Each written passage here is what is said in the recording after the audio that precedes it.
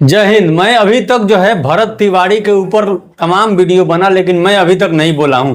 लेकिन आज मैं एक न्यूज देख रहा था जिसमें न्यूज 18 पे एक नाम है अर्पिता आर्या, जो कि कह रही थी मनीष कश्यप को अपने चैनल में उन्होंने ऑनलाइन लिया था और बातचीत कर रहे थे। तो उन्होंने कहा कि आप जो है बिहार के युवाओं को बढ़ावा दे रहे हैं और भरत तिवारी को जो है आप शहीद बता रहे हैं, उसका स्मारक बनवाने जा रहे हैं। क्या उसका स्मारक कैसे बनेगा? हाथों में हथियार लेकर लहराते हुए। तो मैं उनसे पूछना चाहता हूं कि ये बताइए कि आज तक जो भी क्रांतिकारी हुए, क्या वो बिना हथियार के लड़े हैं? क्या वो गुल्ली डंडा खेलते थे?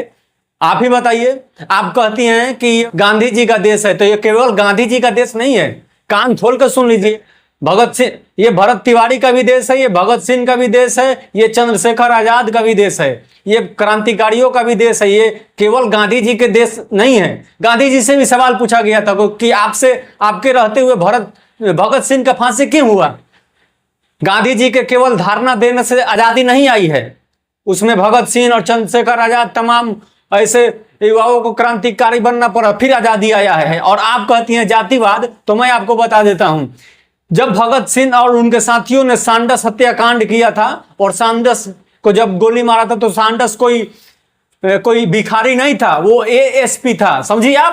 आप पहले भारत का इतिहास पढ़िए, अंग्रेजों का इतिहास बहुत पढ़ लिए हैं आप। आपको खुला चैलेंज देते रहे हैं। अगर आप में हिम्मत है तो हमको बुलाइए और अपने डिबेट में बैठाइए, फिर देखते हैं आप कौन सा इतिहास पढ़िए, हम कौन सा इतिहास पढ़े हैं। जब मोदी जी 2 करोड़ का वादा करते हैं हर साल युवाओं को नौकरी देने के लिए, एक भी ये वादे पे नहीं उतर पाते हैं। आप क्यों नहीं पूछते हैं मोदी जी से कि आप हटिए?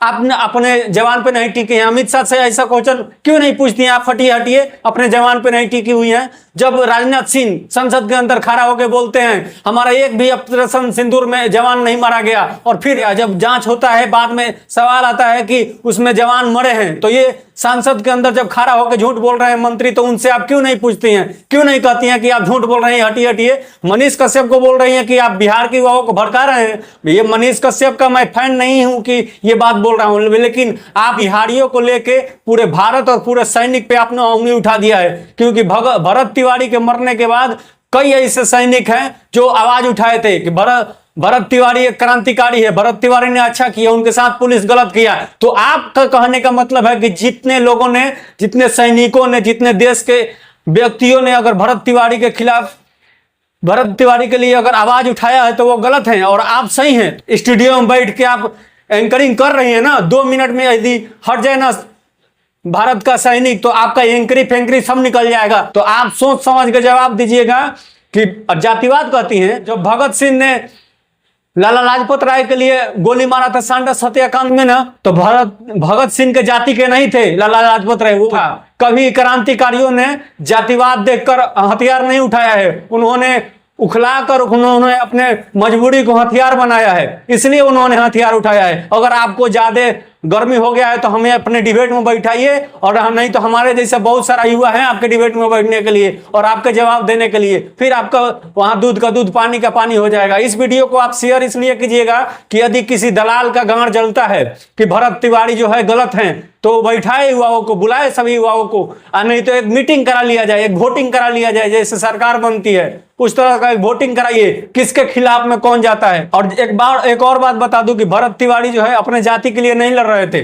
वो जितने लोगों के लिए लड़ रहे थे ना, उनके गांव के भी वो लोग नहीं थे, दूसरे जगह से जाके वहां बसे थे और गरीबों के लिए वो आवाज उठाते। आप इसे जातिवाद कहती हैं। जातिवाद तो आप लोग कर रहे हैं। 156वें रंग पे, 55वें रंग पे बैठी हैं, फिर भी आप लोगों को शर्म नहीं आता है, मतलब कि ये सब बात बोलने में। जब गरीबों के ऊपर, जब छोटे लोगों के ऊपर आप धौंस जमाती हैं, तो बड़े नेताओं के ऊपर क्यों नहीं जमाती हैं? उस समय आपके मुंह का थूक सूख जाता है क्या?